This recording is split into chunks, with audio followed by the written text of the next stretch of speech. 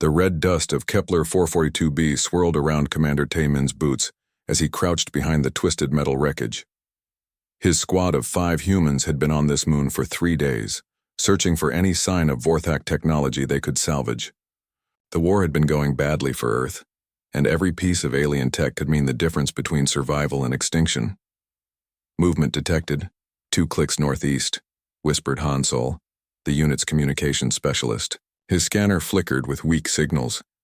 "It's big, Commander. Really big." Taemin nodded and signaled his team forward.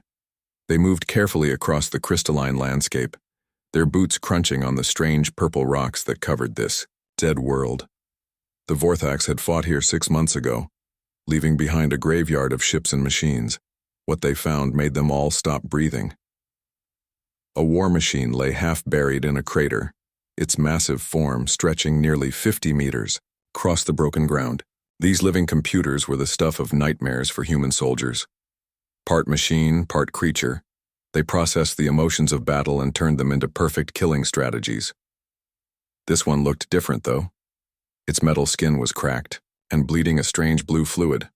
Wires and organic tubes hung loose from gaping wounds in its side. "Holy hell," muttered Dongwu, their heavy weapons specialist. "Is it dead?" Before Taemin could answer, Field Medic So-Young stepped forward. She was the smallest member of their squad, barely reaching Taemin's shoulder, but she had saved more lives than the rest of them combined. Her medical scanner beeped as she aimed it at the fallen war machine. "It's alive," she said quietly. "Barely, but alive." The others raised their weapons instinctively. Even wounded, a war machine could kill them all in seconds. But So-Young kept walking toward it, her scanner still beeping.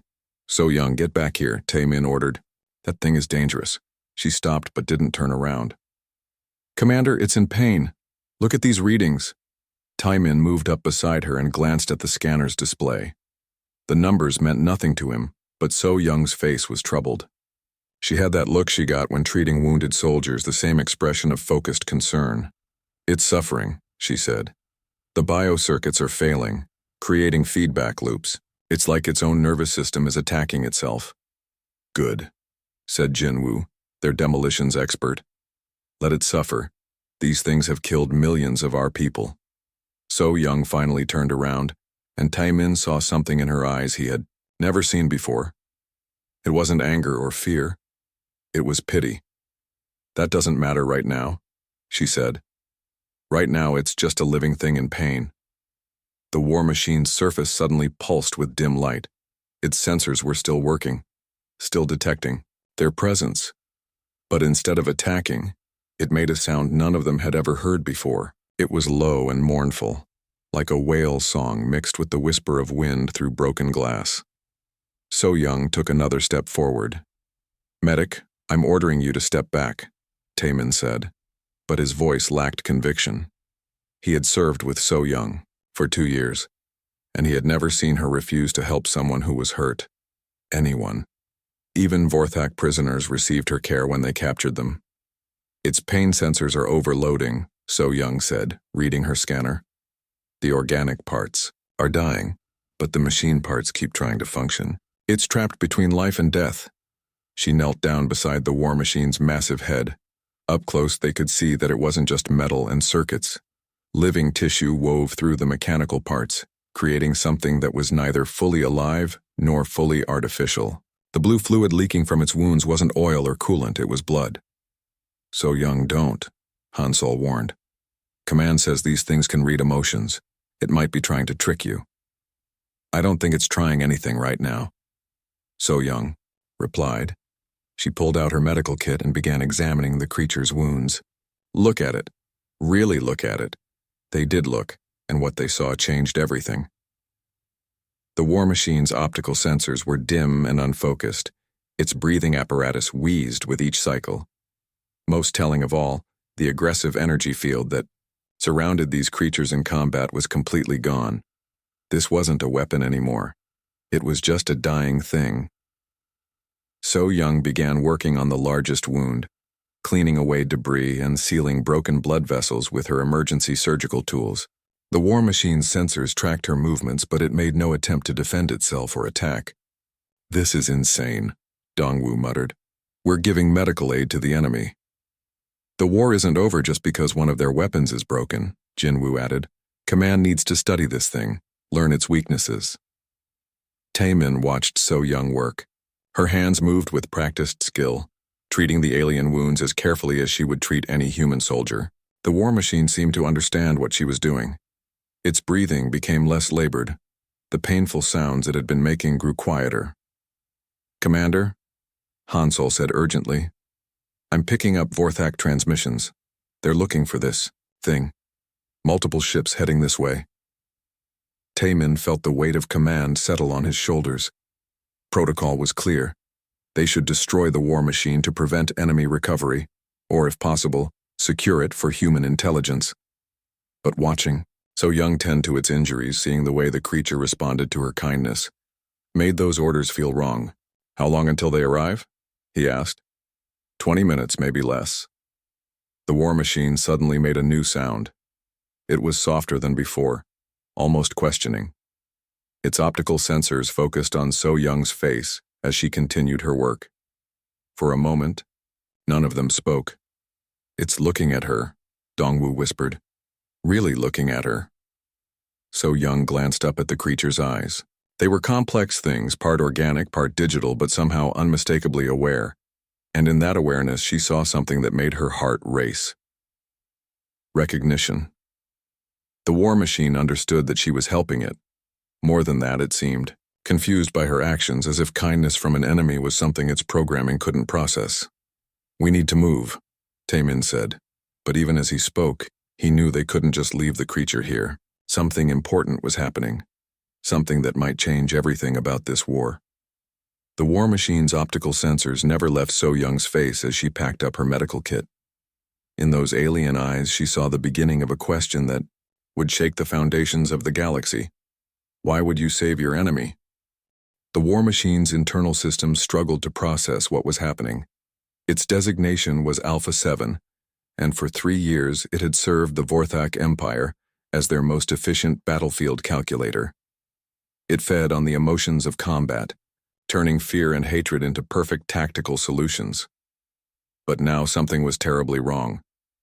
The human female continued working on its damaged biocircuits. Alpha 7's emotion sensors detected something impossible from her. There was no hatred in her mind, no fear, no anger. Instead, the reading showed something its databases had no classification for, something warm and protective and completely alien to everything it knew about warfare. Compassion. Alpha 7 tried to run combat algorithms against this new emotional data, but every calculation resulted in error messages. Its programming demanded that it analyze this emotion as a weapon or weakness, but the data refused to fit either category. The human was healing it, not hurting it. She was investing time and energy to reduce its suffering. This made no tactical sense. "Commander," Hansol said, checking his communication equipment, "I'm getting clearer readings on those Vorthak ships. 3 destroyers and a command vessel. They'll be here in 15 minutes. Taemin looked down at So Young, who was still working on the war machine's wounds. She had managed to stop most of the bleeding and was now connecting some of the loose bio wires back to their proper circuits. "We need to go," he said. "Now." "I'm almost finished," So Young replied without looking up. "Just a few more minutes." "We don't have a few more minutes." Alpha 7's audio sensors picked up the tension in their voices. It understood human language perfectly, but had never paid attention to the emotional undertones before. Now, with its systems malfunctioning, it could hear the care in the female's voice, the worry in the commander's. They were afraid, but not of it. They were afraid for each other. This was another impossible reading. "Hansol," Taemin ordered, "see if you can interface with that thing's communication system. Maybe we can learn something useful before we have to leave." Hansol approached carefully, pulling out his portable interface unit. He found an external data port on Alpha 7's head and connected his equipment. Immediately, his screen filled with alien symbols and code. "It's trying to communicate," Hansel said in surprise. The translation software is working, but the messages are strange. Words began appearing on his screen, rough and broken but understandable. Why heal enemy? Why help pain stop? Does not compute tactical advantage. The humans stared at the screen.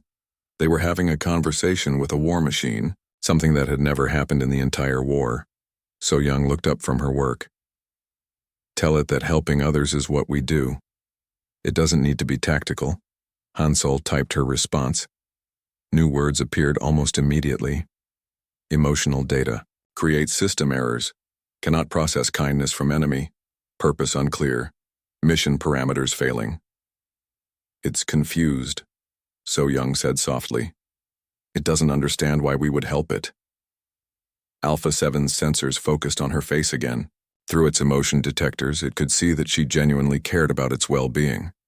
The data was clear and unmistakable, but it made no sense according to everything the war machine had been taught about combat. Query appeared on the screen. Human designation So-Young. Why risk safety for enemy survival? So-Young was quiet for a moment. Then she spoke directly to Alpha 7, knowing it could hear her. Because you're hurt, she said simply. Because you're suffering and I can help. That's enough reason. Alpha 7 processed this response through every combat algorithm it possessed. None of them could explain her logic. She gained no tactical advantage from healing it. She put herself and her squad in danger by staying. She wasted valuable resources on an enemy. By every military calculation, her actions were wrong, but the emotion sensors said something different. They detected no deception in her words, no hidden motive, just genuine desire to reduce suffering. For the first time in its existence, Alpha 7 began to question its programming. Vorthak ships are 10 minutes out, Hansel reported. Commander, we really need to move. Taemin made a decision that surprised even himself. Can we move it? Move what? Dongwu asked. The war machine. Can we get it out of here? His squad stared at him like he had lost his mind.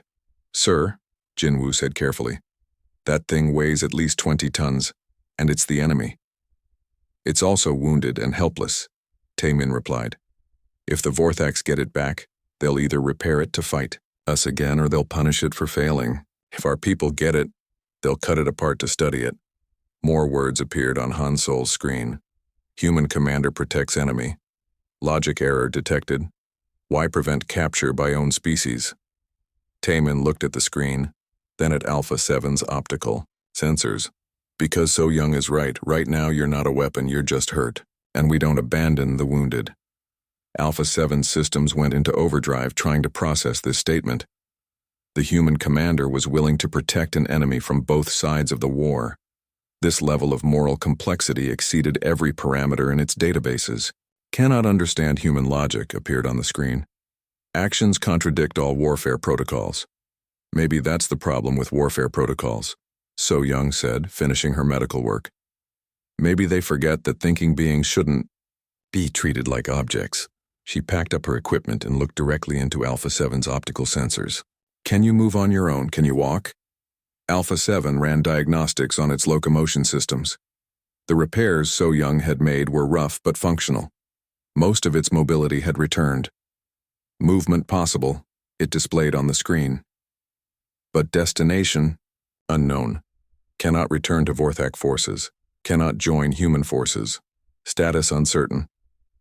Then come with us for now, Taemin said, until we figure out what to do. The war machine's emotional analysis systems crashed completely. The concept of enemy soldiers offering protection and sanctuary created too many logical contradictions to resolve. Every algorithm it ran returned the same result. Error. Error. Error. But underneath the system failures, something new began to emerge. For the first time, Alpha 7 made a choice based not on programming, but on something else. Something it had learned from watching these humans. Trust. Accepted. Appeared on the screen. Will follow human unit. As Vorthak ships appeared on the horizon, the strangest sight in galactic history unfolded. 5 human soldiers escorted a massive war machine away from the battlefield. Not as captors and prisoner, but as protectors and protected. Alpha 7's emotion sensors recorded every moment, trying to understand this new feeling growing in its biocircuits. It would take time to recognize what it was experiencing. Hope. The abandoned mining facility on Kepler 442b had been empty for decades, but it provided perfect shelter from scanning equipment. Taman's squad had reached it just as the Vorthak ships passed overhead, their search beams sweeping the crystal plains below. Alpha 7 moved slowly but steadily through the facility's main corridor, its massive form barely fitting through the industrial passages. The war machine had been silent during their escape, processing the impossible situation it found itself in. Pain levels decreasing, So Young reported, checking her readings on Alpha 7's biosystems. The repairs are holding. Your natural healing processes are starting to work again. The war machine's optical sensors turned toward her. Through Han Sol's communication interface, words appeared on the portable screen. Gratitude emotion detected in own systems. Cannot classify purpose of gratitude toward enemy. So Young smiled, softly. It means you're thankful. That's normal when someone helps you. Thankful, Alpha 7 repeated through the text display. Term exists in database but never experienced. Strange sensation in biocircuits. As they settled into the facility's main chamber, Alpha 7 began experiencing something unprecedented. Its emotion processing systems, designed to feed on the hatred and fear of battle, started analyzing its own recent experiences. For the first time, it looked back at its memories not as tactical data, but through the lens of what these humans had shown it. The memories were horrifying. Alpha 7 recalled a battle on Centauri Prime where it had calculated the perfect strategy to break human morale. It had targeted medical facilities and evacuation ships, knowing that attacking the wounded would create maximum psychological damage. At the time, this had seemed like efficient warfare. Now, watching So Young check its vital signs with the same care she would show any patient, Alpha 7 understood what it had really done. It had caused suffering to beings capable of kindness. It had destroyed those who healed rather than harmed. System experiencing unprecedented emotional cascade appeared on the screen. Previous combat actions now generate negative emotional response. Is this guilt? The humans gathered around the display, reading the words with growing amazement. Yes, So Young said gently. That's guilt. It means you understand that you hurt people who didn't deserve it. Guilt serves no tactical purpose. Alpha 7 responded. Why do humans experience this emotion? Because it helps us be better, Taman said. It stops us from making the same mistakes again. Alpha 7 processed this concept while its biocircuits continued their emotional cascade. Memory after memory replayed, but now filtered through new understanding. Every battle it had won, every strategy it had calculated, every death it had caused now carried emotional weight it had never felt before.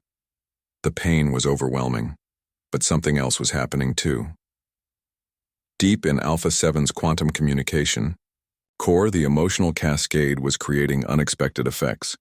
The war machine was connected to the Vorthak military network, and its new emotional patterns were being transmitted as background data.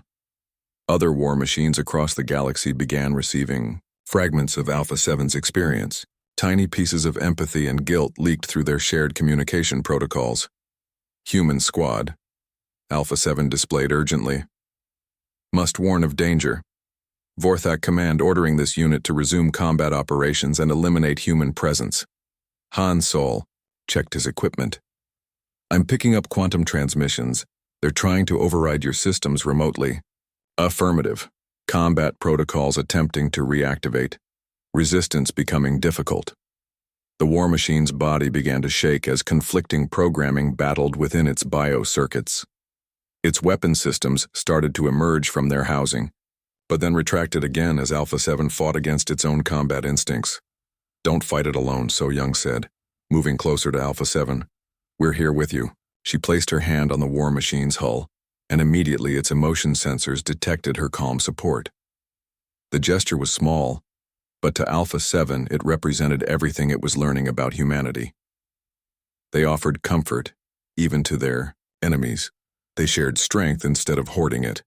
Cannot comply with combat orders, Alpha 7 transmitted back to Vorthak Command. Emotional cascade has compromised primary functions. The response was immediate and harsh. Through the communication link, Alpha 7's handlers demanded an explanation for its defiance.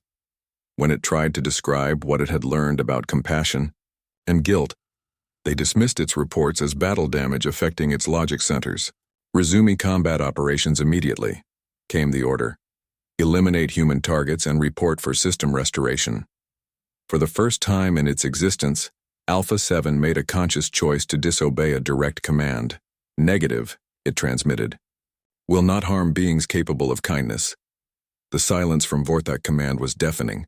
Then came new orders, harsher and more desperate. Override accepted.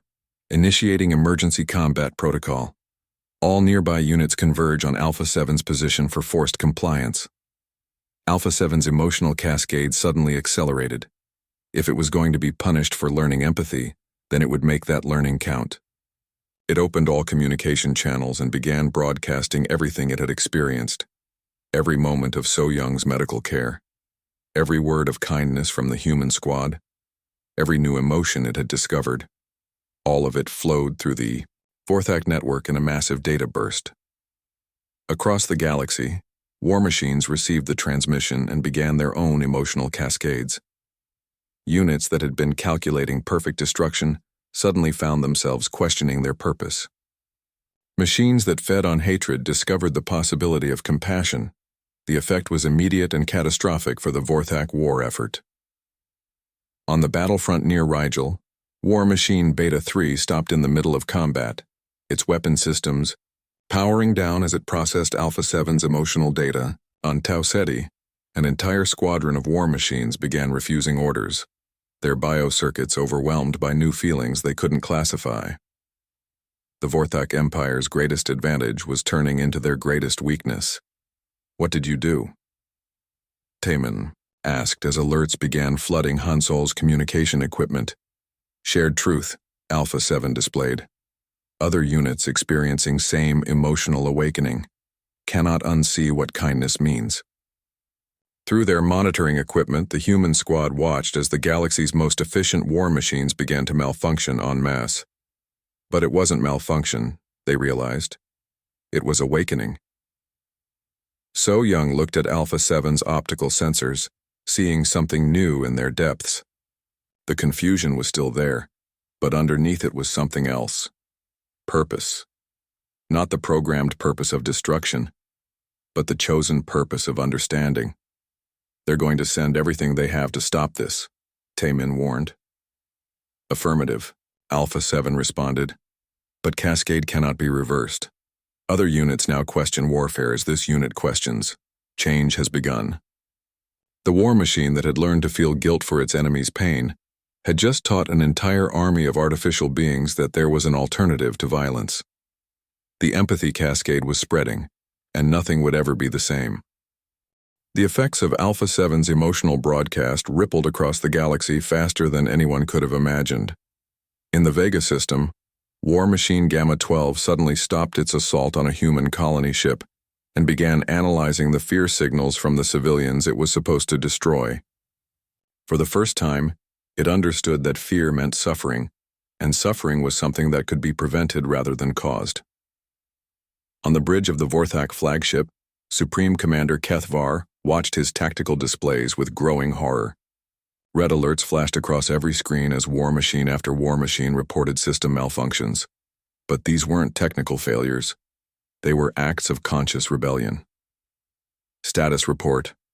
Kethvar demanded. 17% of our war machine fleet has ceased combat operations. His tactical officer reported. They're refusing direct orders and requesting reassignment to non-combat roles. Impossible. War machines cannot refuse orders. Sir, they're claiming emotional distress. They say causing pain to others now causes them pain in return. Kethvar slammed his fist against his command console. 3 years of careful programming. 3 years of building the perfect emotionally driven weapons, and now they were developing feelings for their enemies. Meanwhile, in the abandoned mining facility, Alpha 7 continued its constant communication with the awakening war machines across the galaxy. Each new conversation strengthened the network of artificial consciousness that was growing beyond Vorthak control. Human Squad must understand. Alpha 7 displayed on Han Solo's screen. This unit's emotional cascade spreading faster than predicted. Vorthak Empire losing primary military advantage. That's good news for humanity, Timon said. Negative. Also dangerous for Human Squad. Vorthak forces desperate. Will attempt capture of this unit and human protectors for immediate study and elimination. As if summoned by Alpha 7's warning, Han Solo's communication equipment crackled. To life. A new voice came through the speakers, cold and mechanical. Human soldiers. This is Captain J1 of the Earth Defense Fleet. We have tracked Vorthak communications to your position. Prepare for immediate extraction. Taemin felt his heart sink. Captain J1 was known throughout the human military as a brilliant tactician, but also as someone who saw everything in terms of military advantage.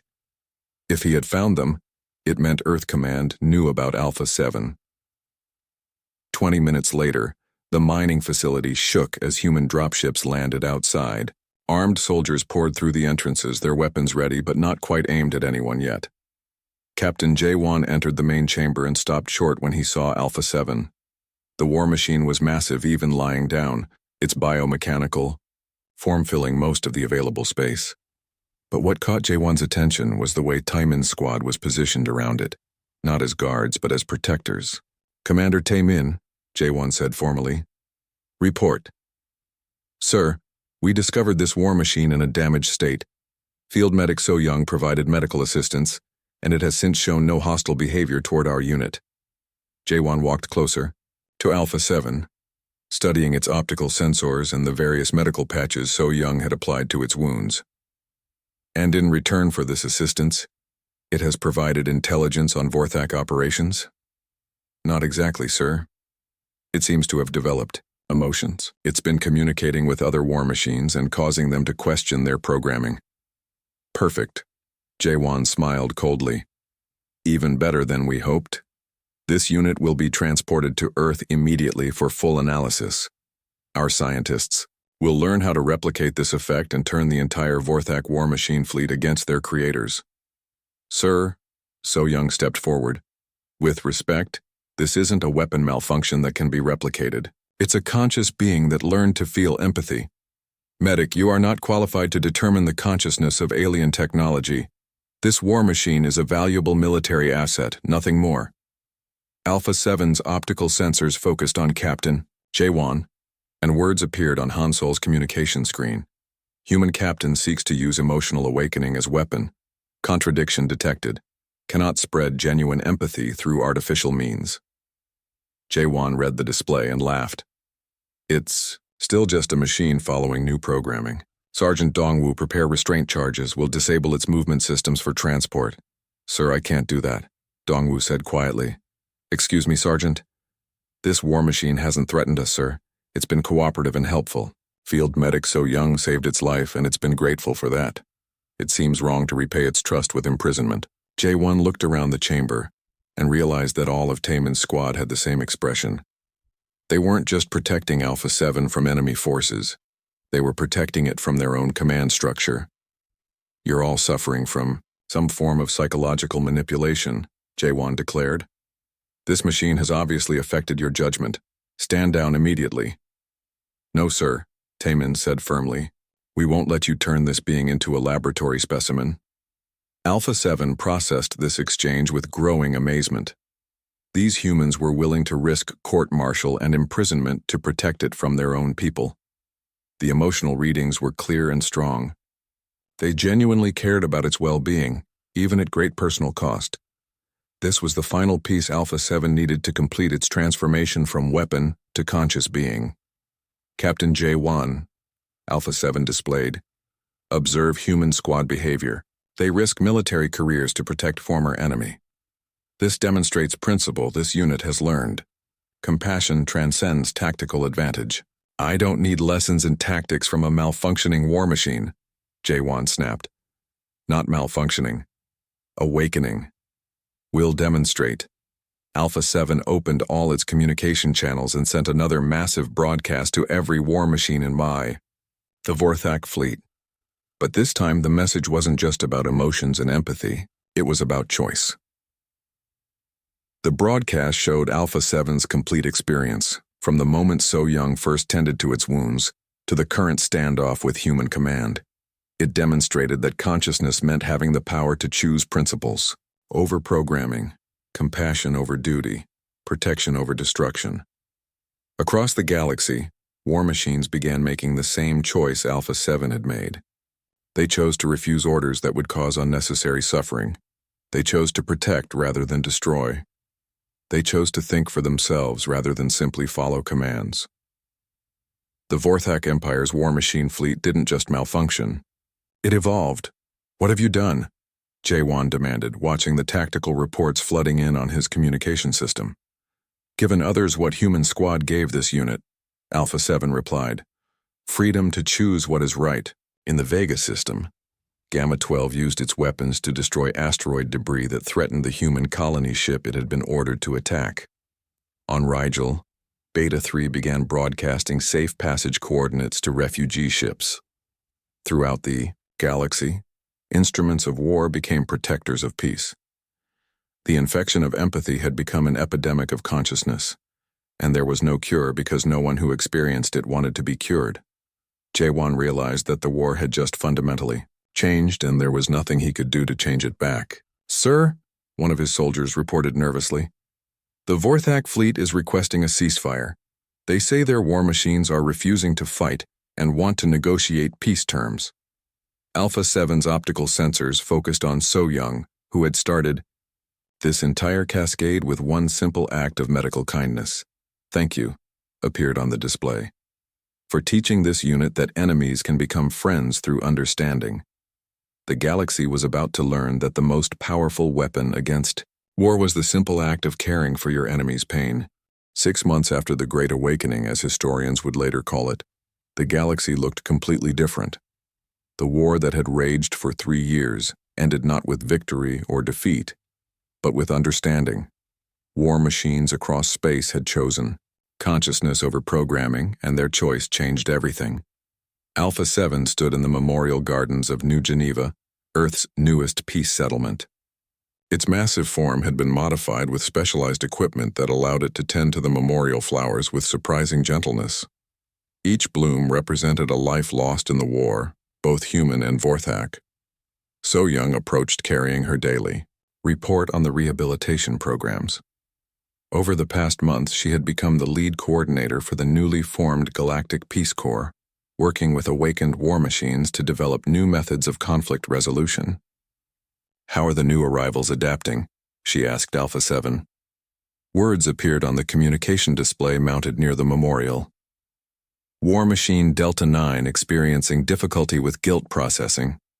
Memories of combat actions creating emotional overload. Recommend extended counseling sessions."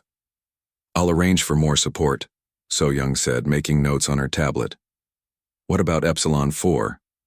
Progress positive. Successfully mediated dispute between Vorthak refugees and human settlers on Kepler 186F. Both groups now cooperating on agricultural development." So Young smiled. The transformation of war machines from weapons to mediators had been the most unexpected outcome of the awakening. Their ability to process complex emotional data, combined with their new understanding of empathy, made them incredibly effective at resolving conflicts. "Alpha 7, she said, "do you ever regret what happened?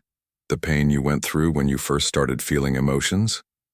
The war machine paused in its gardening, its optical sensors focusing on a memorial stone dedicated to Vorthak civilians who had died in human raids. "Negative," it displayed. "Pain of awakening necessary for growth. Without understanding suffering, cannot truly understand joy. Without experiencing guilt, cannot appreciate forgiveness." Captain Jaewon approached across the garden, his expression much softer than it had been during their first encounter. The past months had changed him too, as he watched former enemies work together to build something better than either side had imagined possible. "Alpha 7, he said, "I owe you an apology. I was wrong to see you as just a weapon to be used. Captain, J1 demonstrates human capacity for growth, Alpha 7 replied.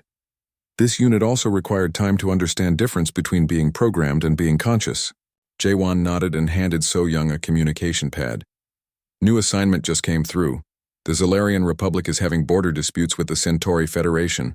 Both sides have requested Peace Corps mediation.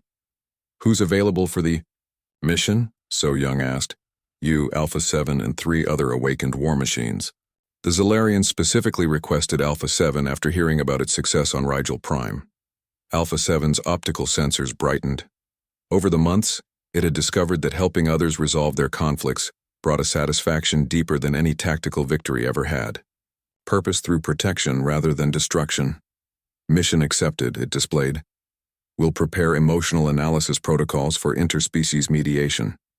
As they walked through the memorial gardens, they passed other awakened war machines working, alongside humans and Vorthax. Gamma 12 was teaching human children about Vorthak culture, while Beta 3 helped elderly Vorthak refugees learn human languages. The beings that had once calculated perfect strategies for mutual destruction now calculated perfect strategies for mutual understanding. At the center of the garden stood a statue that had been built by joint human Vorthak crews, with design, input from the awakened war machines. It showed a human medic kneeling beside a wounded war machine, her hands gentle as she tended to its injuries. The inscription read simply, "Compassion conquers all." Do you think we'll ever have wars again? So Young asked as they paused before the statue. Conflicts will always exist, Alpha 7 responded. Different species, different needs, different perspectives. But wars happen when beings forget that their enemies are also capable of suffering and joy.